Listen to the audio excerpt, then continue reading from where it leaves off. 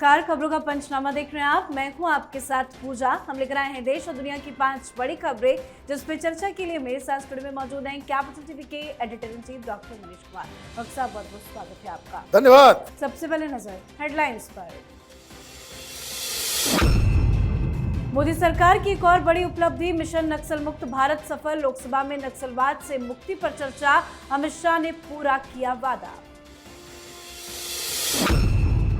पश्चिम बंगाल में जबरदस्त action mode में चुनाव आयोग, अब 173 पुलिस थानों के इंचार्जों का हुआ ट्रांसफर। 83 वीडियोस का भी तबादला। एक्शन से बौखलाई सीएम ममता, तो उधर चुनाव आयोग से मिली बीजेपी डेलीगेशन। नीतीश कुमार का बिहार विधान परिषद से तो नितिन नवीन का विधानसभा से इस्तीफा। इस्तीफे पर रोने लगे अशोक चौधरी। जेडीयू में छाई मायूसी, तो वहीं अब बिहार में अगले सीएम को लेकर मंथन तेज। अमेरिका, इजराइल और ईरान के बीच युद्ध जारी। ट्रंप ने ईरान के तेल और खार्ग द्वीप पर कब्जे की दी धमकी, तो ईरान बोला अमेरिका की शर्तें जरूरत से ज्यादा और गलत। ईरान युद्ध पर मध्यस्थता करने चला पाकिस्तान। न रोड मैप न एक्शन प्लान, एक ही दिन में ही खत्म हो गई विदेश मंत्रियों की बैठक, तो जंग के बीच पाकिस्तान में लॉकडाउन लगाने की तैयारी। खबरों की शुरुआत में सबसे पहले बात मिशन नक्सल मुक्त भारत की। 31 मार्च 2026 को केंद्र की मोदी सरकार अपने एक बड़े वादे को पूरा करने जा रही है। ये वादा है नक्सल मुक्त भारत का। अमित शाह ने नक्सल मुक्त भारत के लिए 31 मार्च 2026 की डेडलाइन तय की थी। अमित शाह की तरफ से ये समय सीमा तय किए जाने के बाद कई बड़े नक्सली कमांडरों ने सरेंडर किया। कई नक्सली कमांडर एनकाउंटर में मारे गए। भारत को नक्सलवाद से मुक्त करने के प्रयासों पर आज लोकसभा में चर्चा भी हुई। नियम 193 के तहत चर्चा हुई। इस चर्चा की शुरुआत शिवसेना सांसद श्रीकांत शिंदे ने किया। उन्होंने कहा कि जो लोग कहते थे कि इसे खत्म नहीं किया जा सकता, उनको ये करारा जवाब मिला है। गृह मंत्री ने एक डेडलाइन तय की और उस डेडलाइन से पहले इसको खत्म करने का प्रयास भी किया गया। सर, एक और बड़ी उपलब्धि मोदी सरकार के नाम। ये बड़ी नहीं, ये ऐतिहासिक उपलब्धि है, क्योंकि जिस समाज में ये माओइस्ट, ये कम्युनिस्ट, ये वायरस अगर मौजूद हो जाता है, तो ये आप ये समझिए कि फिर वो समाज से वो जाता नहीं है। इसके लिए बहुत ही कड़े विल पावर की आवश्यकता होती है। यूपी की सरकार थी, 230 जिलों में नक्सलियों का आतंक था और हमारे गृह मंत्री जो उस समय चिदम्बरम होते थे, वो जेएनयू में जाकर के भाषण देते थे कि हम आपसे बंदूकें नहीं रखवाना चाहते, और वहां नक्सली, वामपंथी और ये कम्युनिस्ट ये तालियां बजाते थे। कहा जाता था कि ये इकोनॉमिक एंड सोशल प्रॉब्लम है, लॉ एंड ऑर्डर इशू नहीं है। देशद्रोह को, ये चाइनीज दलालों को, ये चाइनीज एजेंट्स को इन लोगों ने रैशनलाइज किया, उसको लेजिटिमेसी दी कि ये गरीबों, आदिवासियों के अधिकारों के लिए लड़ रहे हैं। दरअसल राइट फ्रॉम द बिगिनिंग ये चाइनीज पैसे से, चाइनीज हथियारों से, चाइनीज की दलाली करते हुए ये हिंदुस्तान को चीन से जोड़ने के लिए एक रेड कॉरिडोर बनाना चाहते थे। मोदी सरकार के आने के बाद अमित शाह जब गृह मंत्री बने, तब उन्होंने पहला प्रण लिया और आज देखिए 10,000 नक्सली उन्होंने सरेंडर किया। हजारों की संख्या में मार दिए गए। इनका यही इलाज था। इनको आपको खत्म करना पड़ेगा। आज कहां हैं ये? 230 जिलों से सिमट के कहां बच गए? कुछ जगह पे बचे हुए हैं अभी भी, उसका भी इलाज हो जाएगा। लेकिन जो इनकी सांगठनिक क्षमता थी वो खत्म। लेकिन ये टास्क अभी पूरा नहीं हुआ है। सरकार जो कहे कि हमने मुक्त कर दिया, लेकिन नहीं, ये वायरस हैं, ये आइडिया अभी जिंदा है और इस आइडिया को जिंदा रखने वाले लोग ये Delhi university, JNU, AIIMS, IITs और अलग अलग पॉलिटिकल पार्टीज और इंस्टीट्यूशन में बैठे हुए हैं। ये अर्बन नक्सल्स जो वैचारिक तौर पे इन लोगों को रैशनलाइज करते आ रहे हैं, इनको भी इसी तरीके से खत्म करना होगा, तब ये कलंक हिंदुस्तान की धरती से खत्म होगा। जी, अब बात बंगाल की राजनीति की। पश्चिम बंगाल में चुनाव से पहले चुनाव आयोग जबरदस्त एक्शन मोड में है। एक बार फिर से अधिकारियों का ट्रांसफर किया गया है। चुनाव आयोग ने 173 पुलिस स्टेशनों के इंचार्ज अधिकारियों और इंस्पेक्टरों का ट्रांसफर कर दिया। इनमें कोलकाता पुलिस के तहत आने वाले 31 पुलिस स्टेशन भी शामिल है। इस फेरबदल में कोलकाता के भवानीपुर और पूर्वी मेदिनीपुर जिले के नंदीग्राम जैसे अहम निर्वाचन क्षेत्रों में तैनात अधिकारी भी शामिल है। इसके अलावा 83 बीडीओज और एआरओज का भी तबादला किया गया। बड़ी बात यह है कि कदम कलकत्ता हाईकोर्ट में चल रही सुनवाइयों के बीच में ही उठाया गया है। साथ ही बीजेपी के एक प्रतिनिधिमंडल ने आज चुनाव आयोग के अधिकारियों से मुलाकात की। इस दौरान बीजेपी प्रतिनिधिमंडल ने अपनी शिकायत से जुड़ी एक याचिका उन्हें सौंपी है, जिसमें बीजेपी नेताओं का कहना है कि बंगाल में चुनाव को प्रभावित करने के लिए मतदाताओं को डराने धमकाने की घटनाएं सामने आ रही है, जिस पर चुनाव आयोग से गंभीर चर्चा भी की गई। सर, चुनाव से पहले चुनाव आयोग ने एक बार फिर से एक्शन लिया है। ये जो सारे एक्शन हो रहे हैं उससे ममता बनर्जी कितनी परेशान हो गई हैं? देखिए, परेशानी होगी। ममता बनर्जी ने पॉलिटिकल जंगल क्रिएट कर दिया था, जहां जंगल का कानून चलता था। जंगल का कानून कि हम तुमसे ज्यादा ताकतवर हैं, ज्यादा बड़े गुंडे हैं, ज्यादा हमारे पास हथियार है, ज्यादा हमारे पास बॉम्ब्स हैं, हमारी मर्जी चलेगी। और जनता वहां डर के मारे जो है वो इन लोगों के बात में आ जाती थी। अभी सफाई अभियान चल रहा है। पुलिस प्रशासन और पार्टी, ये तीनों एक साथ मिलकर जिस तरीके से बंगाल के पॉलिटिकल कल्चर को दूषित किया, उसी की सफाई चल रही है। फर्जी वोटर्स को लेकर के एसआईआर किया गया और चुनावी प्रक्रिया के दौरान जो फर्जी वोटिंग की जाती है उसके एक एक एलिमेंट्स को फर्जी वोटर्स लिस्ट से निकल जा रहे हैं और उसके जो लोग मेन जो कह सकते हैं कि जो जिनके जरिए ये काम हुआ करता था, चाहे वो पुलिस वाले हों चाहे वो अधिकारी हों, सबको 60 आईएएस आईपीएस को तबादला किया गया। 173 जो एसएचओ जो स्टेशन ऑफिसर होता है, थानेदार, उसको बाहर किया गया और 83 बीडीओज को जो एआरओज भी होते हैं उनको भी ट्रांसफर का नोटिस थमा दिया गया। इससे क्या होगा? इससे ये जो भ्रष्ट पॉलिटिकल तंत्र जो पश्चिम बंगाल में मौजूद था वो ध्वस्त हो गया।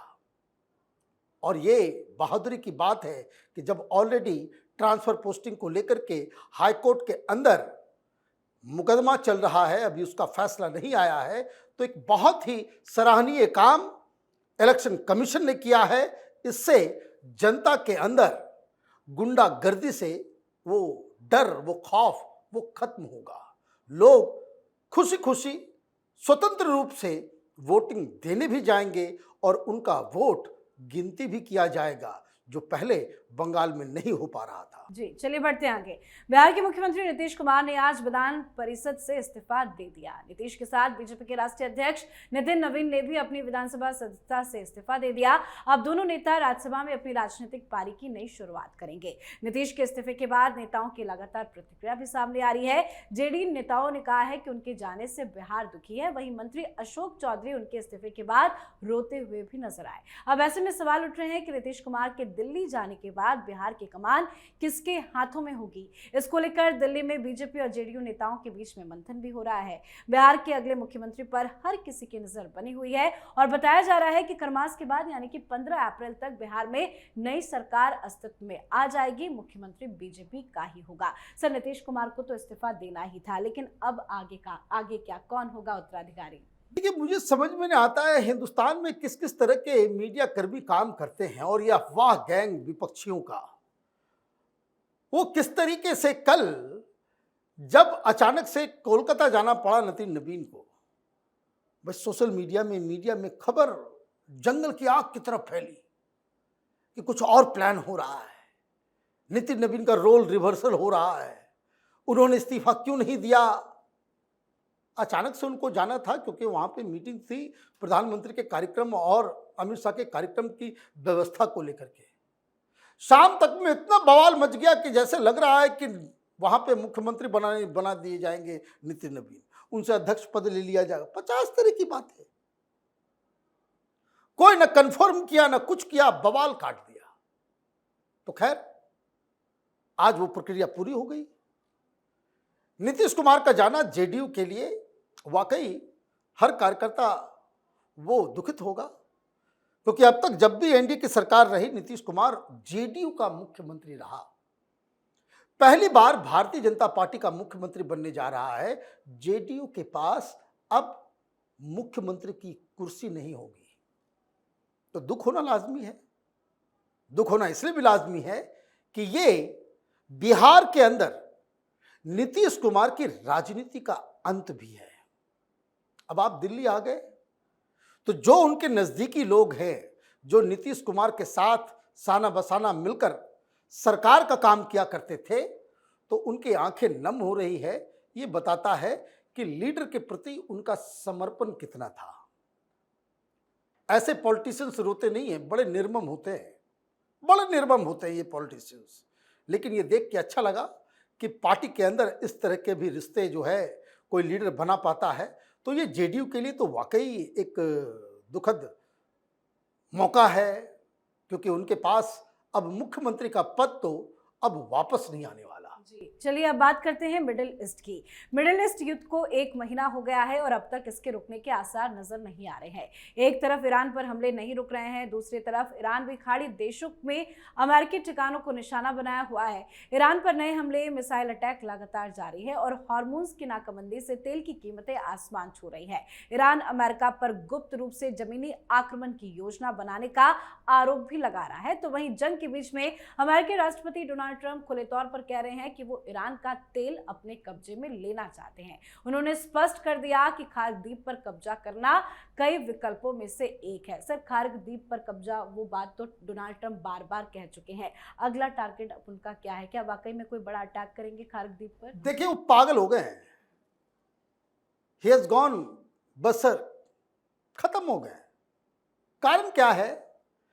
वो कभी कुछ बोलते हैं, कभी कुछ बोलते हैं, कभी भाई आप बात भी कर रहे हो, उधर ट्रुप भी उतार रहे हो, आपके साथ कोई है नहीं।